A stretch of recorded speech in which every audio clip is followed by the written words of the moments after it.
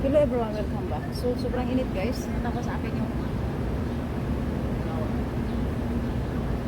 tawa yung tailor sa akin sa hotel kasi yan ibang ganit na naman ako. So, yun ang purpose ko eh. Kaya ako nag-day off eh. Kasi ganito talaga ang balak kong gawin.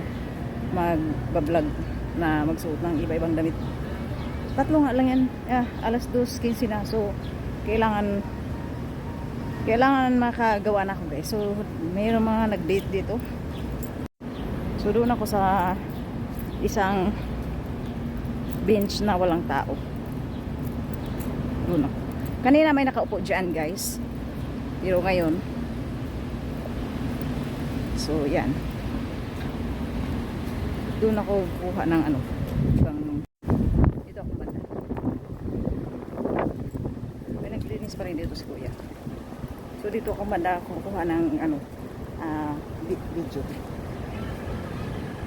Naka-video na nga yan. Yun na guys. So andyan si may dito. Sobrang napakainit. Pero okay lang. Sobrang napakainit talaga guys. Ang galing ko. Kasi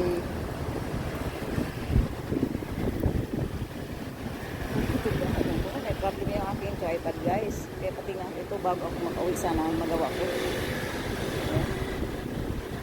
May dala akong plastic pa, hindi madumihan ng aking jacket.